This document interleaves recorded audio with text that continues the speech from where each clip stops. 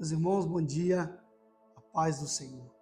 Nós estamos aí caminhando para a nossa reta final, a nossa campanha de 21 dias de jejum e de oração. Hoje é o 20º dia. Tem sido dias impactantes, muito edificantes na presença do Senhor. E eu acredito que hoje não vai ser diferente. Eu quero te convidar a meditar juntamente comigo no capítulo 20 do Evangelho de João.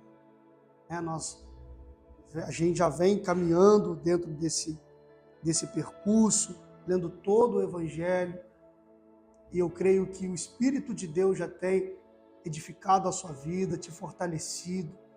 São 21 dias onde nós arduamente temos sido assim disciplinados a buscarmos ao Senhor de uma forma mais intensa, de uma forma que exija de nós um compromisso ainda maior.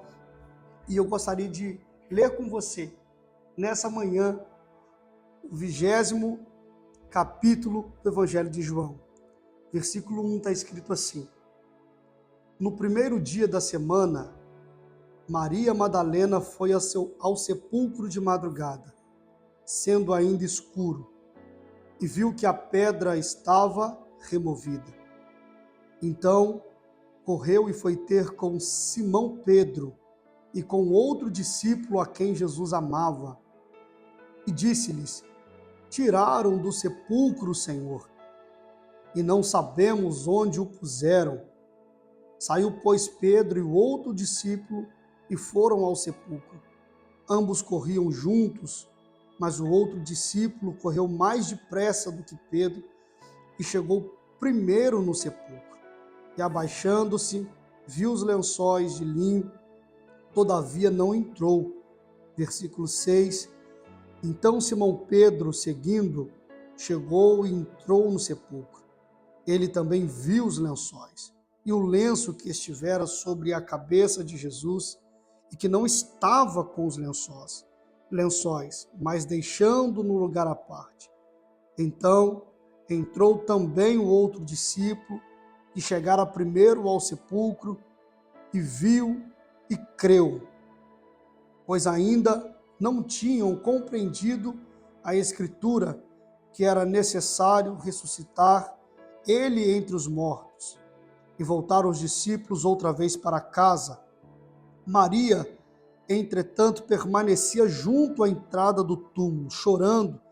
Enquanto chorava, abaixou-se e olhou para dentro do túmulo e viu 2 anjos vestidos de branco, sentados onde o corpo de Jesus fora posto, um à cabeceira e o outro aos pés. Então eles lhe perguntaram: Mulher, por que choras? Ela lhes respondeu: Porque levaram o meu Senhor, e eu não sei onde o puseram. Tendo dito isto, voltou-se para trás e viu Jesus em pé, mas não reconheceu que era Jesus. Perguntou-lhe Jesus: Mulher, por que choras? A quem procuras? Ela, supondo ser ele o jardineiro, respondeu: Senhor, se tu o tiraste, dize-me onde o puseste, e eu o levarei. Disse-lhe Jesus: Maria. Ela, voltando-se, disse em hebraico: Rabone, que quer dizer mestre. Recomendou-lhe Jesus: Não me detenhas, porque eu ainda não subi para meu Pai, mas vai ter com os meus irmãos e dize-lhes: Subo para o meu Pai e vosso Pai, para o meu Deus e o vosso Deus. Então saiu Maria Madalena, anunciando aos discípulos: Viu o Senhor, e contava que ele lhe dissera estas coisas. 19. Ao cair da tarde daquele dia, o primeiro da semana, trancadas as portas da casa onde estavam os discípulos, com medo dos judeus, veio Jesus, pôs-se no meio e disse-lhes: Paz seja convosco. E dizendo isto, lhes mostrou as mãos e o lado, e alegraram-se, portanto, os discípulos ao verem o Senhor. Disse-lhes, pois, Jesus outra vez: Paz seja convosco. Assim como o Pai me enviou, eu também vos envio. E havendo dito isto, soprou sobre eles e disse-lhe: recebei o Espírito Santo. Se de alguns perdoardes os pecados, são-lhes perdoados, e se lhes retiverdes, são retidos. Ora, Tomé, um dos 12, chamado Dídimo, não estava com eles quando veio Jesus. Disseram-lhe então os outros discípulos: vimos o Senhor. Mas ele respondeu: se eu não vir nas suas mãos o sinal dos cravos, e ali não puser o meu dedo, e não puser a mão no seu lado, de modo algum acreditarei. Passados 8 dias, estavam outra vez ali reunidos os seus discípulos, e Tomé com eles. Estando as portas trancadas, veio Jesus, pôs-se no meio e disse-lhes: paz seja convosco. Logo disse a Tomé: põe aqui o dedo e vê as minhas mãos. Chega também a mão e ponha no meu lado. Não sejas incrédulo, mas crente. Respondeu-lhe Tomé: Senhor meu e Deus meu. Disse-lhe Jesus: porque me viste, creste? Bem-aventurado os que não viram e creram. Na verdade, fez Jesus diante dos discípulos muitos outros sinais que não estão escritos nesse livro. Estes, porém, foram registrados para que creiais que Jesus é o Cristo, o Filho de Deus, e para que, crendo, tenhais vida em seu nome. Glória a Deus. Queridos, que reflexão maravilhosa. Extremamente edificante no que diz respeito à nossa fé, à nossa profissão de fé. E eu tenho nesse texto algumas vertentes que nos auxiliam com aquilo que esperamos do próprio Deus. Quando nós olhamos o contexto do capítulo 20, já é o texto que fala sobre a ressurreição de Jesus. O capítulo 19 nos fala sobre a sua crucificação, como foi os detalhes da crucificação do Senhor Jesus. Mas o capítulo 20 já retrata a sua ressurreição. Nós sabemos que Jesus proveio de Deus com uma missão extremamente importante, que era o resgate da humanidade. Resgatar o homem dos seus pecados, resgatar o homem, o retirar da condenação eterna e dar para o homem uma nova vertente, um novo rumo, um novo norte, uma nova vida, uma oportunidade de sermos transformados pela graça de Deus. Mas quando eu olho o capítulo 20, eu vejo aqueles que o próprio Cristo chamou, tendo talvez incertezas naquilo que nós falamos sobre fé. E o próprio Senhor Jesus nos instrui a termos a nossa fé totalmente na palavra. A palavra que alcançou a nossa vida. A Bíblia vai dizer que Jesus estava no sepulcro, e o versículo 1 diz que no primeiro dia da semana, aqui já estava dando início no domingo. Jesus havia padecido na sexta e agora é o primeiro dia da semana, no domingo. Aqui já estava dando o terceiro dia após a morte do Senhor Jesus. E a Bíblia diz que nesse primeiro dia da semana, Maria Madalena, ela foi até o sepulcro. E quando ela chega, a visão que Maria tem é de que a pedra que fechava e trancava o sepulcro, ela estava removida. A pedra, ela já não estava mais da forma que outrora ela estava. E quando ela vê a pedra removida, a Bíblia diz que ela imediatamente vai até os discípulos de Jesus e ela começa então a indagar, dizendo: olha, tiraram o meu Senhor de lá, a pedra está removida e eu não sei onde puseram o nosso Senhor. A Bíblia diz que imediatamente Pedro e o discípulo a quem Jesus amava, João, eles vão até o sepulcro. A Bíblia diz que João é um pouco mais rápido do que Pedro e chega primeiro. Mas quando ele chega no sepulcro, a Bíblia diz que ele não entra, ele fica à porta. Mas Pedro é alguém que tem uma fé imponente, ele entra no sepulcro. E quando ele entra, a visão que ele vê são os lençóis e um lenço que ficava sobre a cabeça do defunto à parte. A Bíblia diz que João, quando tem a mesma visão, a Bíblia diz que João viu e creu. E isso me chama a atenção. O porquê que ele viu e creu? O que leva João a crer apenas vendo um lenço à parte? Vamos comigo no versículo 7. E o lenço que estivera sobre a cabeça de Jesus, e que não estava junto com os lençóis, mas deixando num lugar à parte. Percebe-se que, após a sua ressurreição, Jesus, ele foi extremamente organizado com relação aos detalhes espirituais dessa passagem.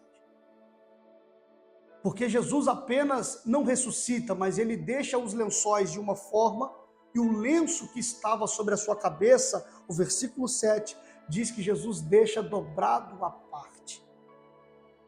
E eu, estudando um pouco sobre a cultura judaica e o que significava esse lenço dobrado à parte, isso nos remete a quando alguém era convidado a estar numa casa para poder ter comunhão, para poder celebrar, para poder ceiar junto.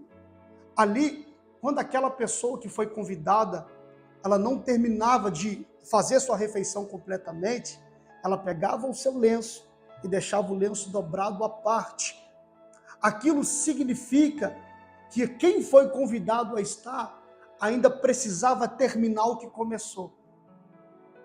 Deixava uma mensagem como pano de fundo de que quem veio precisava voltar para terminar alguma coisa.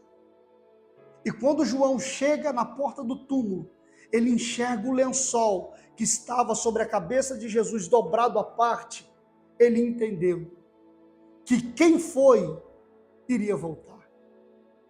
Ele entende que o mesmo Jesus que veio, padeceu por nós, passou pela via dolorosa, suportou tudo, todo o processo do Calvário, é o mesmo Jesus que voltaria. O princípio desse texto é que Jesus, ele teve a sua obra concluída, mas ainda existe uma promessa que está sobre a minha vida e sobre a sua. Existe uma promessa que está sobre a igreja do Senhor, que o nosso Cristo voltaria. E essa é a alegria da igreja. A nossa profissão de fé, a Bíblia diz que maldito é o homem que espera de Deus somente nessa terra. A Bíblia diz que aqueles que esperam em Deus esperam por uma coroa que não se corrompe com o tempo. Paulo, com muita sabedoria, vai falar sobre os atletas que buscam uma glória, uma coroa que passa com o tempo. Mas ele diz que nós, que almejamos o Senhor, estamos à procura de uma coroa que não se corrompe. A glória que nós buscamos em Cristo é uma glória eterna, não é algo que passa, não é algo que tem validade para acontecer, mas sim algo que almeja a eternidade. Eu não sei até que ponto a sua fé ela está alicerçada nessa verdade, porque a grande realidade é que nós ouvimos que Jesus vai voltar desde não sei quanto tempo, Essa é a realidade. Desde que eu me converti, é algo que eu ouço, Jesus está voltando. Eu me lembro, não sei se os irmãos se recordam, quando alguém disse que o mundo ia acabar no ano 2000. Não sei se vocês se recordam desse tempo. Eu me lembro que passou um vizinho lá na porta de casa falando: Tiago, junta tudo. Dona Santinha, junta tudo. Santinha era minha avó, junta tudo, porque o mundo está acabando. O mundo se apega muito em coisas irreais, mas nós não nos apegamos a esse tipo de coisa, nos apegamos na verdade que Cristo deixou para a igreja. E hoje, conhecendo a verdade, eu consigo compreender o que foi dito naquele tempo, quando ele disse: olha, o mundo vai acabar em água. E quando eu olho para a palavra de Deus, conhecendo a verdade, o Senhor disse que quando o arco-íris fosse formado, era o sinal de que a promessa de Deus estava ainda de pé, que o mundo jamais acabaria. A nossa fé, ela está no Filho de Deus e a promessa que Cristo fez para nós. Que um dia Jesus iria voltar para buscar uma igreja lavada e remida. Até que ponto a sua fé está alicerçada na palavra? Hoje é o 20º dia dessa campanha. Foram 20 dias até aqui de uma busca incansável por Deus, meditando em sua palavra, buscando de Deus a revelação, buscando de Deus aquilo que Ele almeja para nós, buscando o propósito do Senhor para a nossa vida. Eu olho para esse contexto e consigo enxergar e discernir o desespero dos discípulos, porque a fé dos discípulos aqui é uma fé que ela sofreu o impacto. Olharam o sepulcro vazio, entrou aquele indagamento, será? Eu posso imaginar Pedro falando para João, e aí João, será que ele ressuscitou? Será que tiraram ele daqui? Porque de forma natural, olhando, a intuição que eles tinham é que alguém removeu a pedra onde Jesus estava. Porque essa foi a palavra de Maria, olha, alguém tirou a pedra e o corpo do mestre não está mais ali. Mas o texto é claro em dizer que quando João vê o lenço dobrado, é ali que ele creu. Isso me chama a atenção, porque o motivo da crença de João foi quando ele enxerga, ele percebe o lenço à parte dobrado em um lugar separado. Nós precisamos compreender que Jesus sempre usou a cultura para trazer o reino de Deus. Jesus sempre usa parábolas para poder fazer com que os seus ouvintes tivessem uma interpretação daquilo que ele queria transmitir. Se existe alguém que falou entre linhas, é o nosso Senhor Jesus. Se existe alguém que falou por parábolas, foi o Senhor Jesus. Se existe alguém que falou através de sinais, de cultura, de objetos, foi o nosso Senhor Jesus. E quando ele deixa esse lenço à parte, ele está trazendo uma mensagem para os seus discípulos. Eu fui, mas eu volto. Eu fui, mas eu ainda preciso voltar para buscar a minha igreja. Essa é a verdade que nós devemos nos apegar. De que o nosso Cristo, o nosso Senhor, Ele tem a eternidade preparada para mim e para você. O nosso desafio é crer nessa palavra. Porque quando Jesus ele volta, a Bíblia agora vai dizer que ele entra na casa onde os discípulos estavam e ele sauda os discípulos, né? Um pouco antes desse contexto, a Bíblia vai dizer que Tomé não acredita na palavra que Maria libera. Ele fala assim, enquanto eu não ver as suas mãos perfuradas, enquanto eu não tocar onde ele foi transpassado, eu não vou acreditar. E quando Jesus aparece, Jesus fala assim, Tomé, agora você pode tocar nas minhas mãos. Você pode tocar onde eu fui transpassado.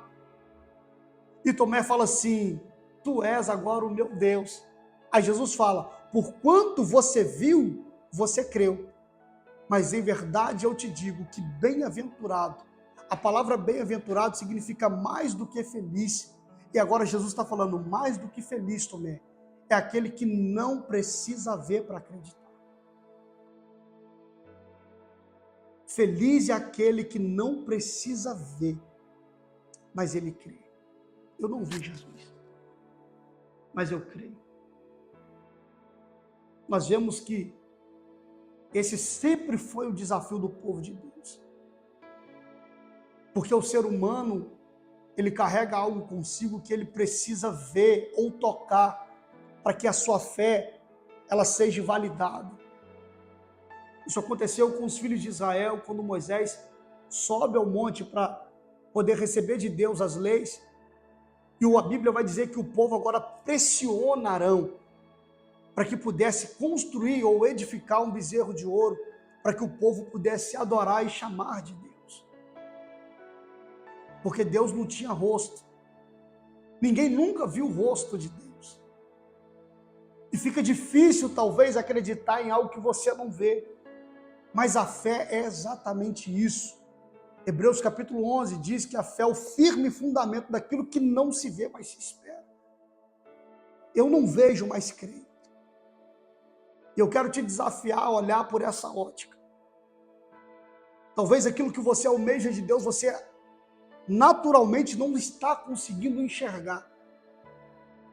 Talvez nessa campanha você clamou, hoje é o 20º dia, mas falamos isso na nossa vigília. Talvez aquilo que você espera de Deus não aconteceu até o 20º, mas pode ser que aconteça no 21º. A Bíblia diz que o teu começo pode ser pequeno, mas o teu final será grande. A Bíblia diz que no começo tudo pode parecer dar errado, mas o final é que de fato vai valer a pena. A Bíblia diz que o fim das coisas é melhor do que o começo. Nunca importa a forma que você começa, mas como você termina. Teve gente que começou a campanha bem, o primeiro dia bem, segundo dia bem, terceiro dia bem, mas no quarto já não conseguiu dar sequência, no quinto não deu sequência, e talvez você, com aquela fé um pouco abatida, começou devagar, foi o segundo dia rastejante, o quarto dia mal, mas está no 20º dia de pé, forte, com a fé ativa, dizendo: Senhor, eu não sei como eu cheguei, mas a tua mão me trouxe até esse 20º dia. Eu quero liberar essa palavra para você que está aqui com a gente, juntamente conosco. São 20 dias buscando ao Senhor, incansavelmente, porque o Deus que faz está vivo. Você não está cultuando a um Deus que não ouve e não recebe a tua adoração, mas você está cultuando a um Deus que está vendo a sua luta, está vendo o seu sacrifício, está vendo a sua entrega, está vendo a sua dificuldade. Tem gente que nunca teve facilidade para acordar às 6 horas da manhã, está aí você às 6 horas da manhã, participando da live, está aí comentando, está aí adorando, está glorificando a Deus. O nosso Deus é um Deus que fortalece o seu povo. É um desafio, amados, mas é extremamente prazeroso. Eu tenho sido muito edificado. Eu tenho sido muito abençoado nessa campanha. E se eu pudesse dar um título a essa mensagem desse 20º dia, seria: o Deus que te prometeu está vivo. Essa era a dúvida dos discípulos. Será que é Ele? Será que ressuscitou? Será que está vivo? Será que alguém roubou o corpo dele? Mas um lenço à parte deixou uma mensagem: foi eu que ressuscitei, e eu volto para buscar. Eu quero te convidar a orar juntamente conosco nesse dia, a orar para que o Senhor possa nos fortalecer na força do seu poder, orarmos para o propósito do nosso dia, orarmos também para amanhã, a nossa festa dos Gecéus, teremos batismo nas águas. Nosso dia de amanhã é um dia extremamente festivo. Eu quero te convidar você a participar dessa grande festa que nós estaremos entoando ao Senhor amanhã. Amanhã é o nosso último dia da campanha. Amanhã, dia 19, se encerram os nossos 21 dias. E eu quero glorificar a Deus pela sua vida. Você que esteve conosco todos estes dias, recebendo de Deus uma palavra, levantando um clamor, a súplica pelos seus, eu quero orar juntamente com você. Pai, eu te glorifico pela vida desse irmão, dessa irmã. São 20 dias, Senhor. São 20 dias onde estivemos buscando, 21 dias estivemos buscando a sua presença. Oramos, Pai, para que aquilo que esse irmão colocou diante do Senhor em oração possa vir a se concretizar, possa vir, ó Deus, a se realizar, e assim nós venhamos a testemunhar o teu feito sobre nós, sobre a nossa casa. Eu, Pai, posso já glorificar ao Senhor, porque aquilo que eu coloquei diante do Senhor em súplica, em oração, o Senhor tem nos abençoado. Oh Deus, eu quero te agradecer pelo aquilo que o Senhor já fez na vida desse irmão, dessa irmã, e quero também te louvar por aquilo que o Senhor há de fazer. Porque, como disse o nosso pastor, agradecer depois que acontece é fácil, o desafio é agradecer antes de acontecer. E eu já quero te agradecer pelo que o Senhor há de fazer na vida dos meus irmãos. Eu já quero também apresentar diante do Senhor, ó Deus, o nosso batismo nas águas. Queremos apresentar ao Senhor a festa dos Gessels. Queremos apresentar ao Senhor, Pai, o culto de celebração que teremos. Senhor, que o Senhor possa nos abençoar. Que a Tua mão esteja sobre nós, ó Deus. Oramos para que o Senhor opere em nós, a operação de Deus em nosso meio. Ó Deus, nos livre de ter um ajuntamento de pessoas onde o Senhor não se faz presente. Nos livre de ter um ajuntamento de pessoas onde o homem tem sido alvo. Não, não, não, não. Queremos, ó Deus, como igreja, celebrarmos o Teu nome. Queremos, ó Pai, como igreja, celebrarmos os Teus feitos, celebrarmos a Tua palavra, celebrarmos, ó Deus, a Tua promessa sobre nós como igreja.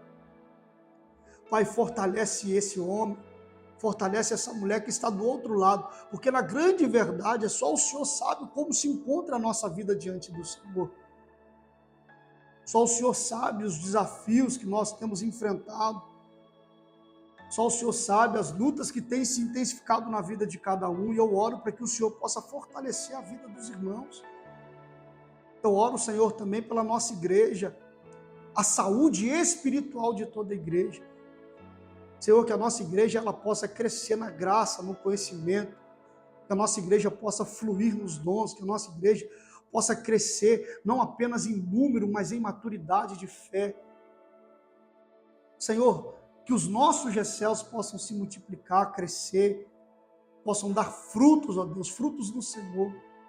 Fortalece os líderes de departamento, fortalece a junta diaconal, fortalece os presbíteros, fortalece as famílias pastorais. Ó Deus, eu coloco todo o nosso corpo em Tuas mãos. Coloco, Pai, diante do Senhor a vida de cada membro dessa casa. Existem pessoas, Senhor, que têm participado conosco das nossas lives, dessa campanha que às vezes nem do nosso ministério é, mas tem participado, tem sido edificado. A minha oração é para que todos aqueles que participaram dessa campanha de forma direta ou indireta possam receber do Senhor novidade, possam receber, Pai, a força que emana do Teu trono, eles possam ser fortalecidos, Pai. Porque o Senhor é um Deus que dá força ao cansado.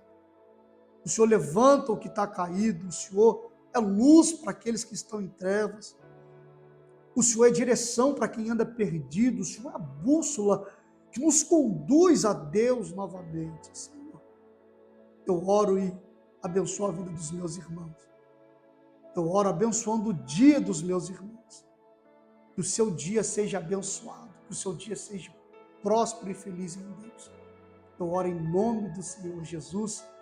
Amém. Graças a Deus. Glória a Deus.